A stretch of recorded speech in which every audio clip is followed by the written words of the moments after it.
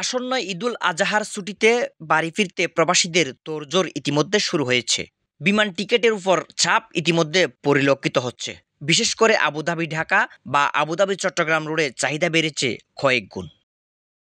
এরই মধ্যে আবুধাবি ঢাকা সপ্তাহে 7 দিন, আবুধাবি চট্টগ্রাম সপ্তাহে 3 দিন ও আবুধাবি সিলেট রোডে সপ্তাহে 1 দিন করে ফ্লাইট পরিচালনা করে আসছে বিমান বাংলাদেশ এয়ারলাইন্স। আরব আমিরাতে 3টে স্টেশন থেকে দুবাই, আবুধাবি, শারজাহ, ওখান থেকে প্রতিদিনই আমাদের ফ্লাইট থাকে।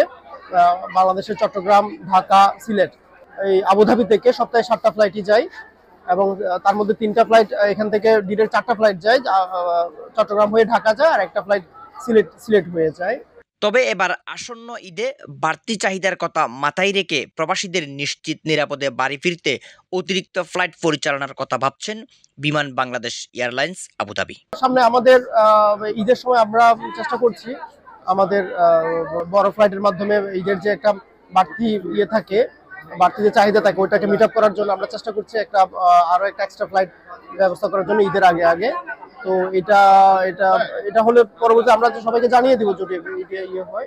বিমান পরিচালনা পরিষদের অভ্যন্তরীণ সিদ্ধান্ত ও নানা কারণে দুবাইয়ের চেয়ে আবুধাবি বিমানবন্দর থেকে তুলনামূলক ছোট ফ্লাইট পরিচালনা করা হয়। ফলে প্রবাসীদের মরদেহ পরিবহন ও বাড়তি চাহিদায় পর্যাপ্ত সরবরাহ করতে গিয়ে হিমশিম খেতে হয় সংশ্লিষ্ট দপ্তরকে।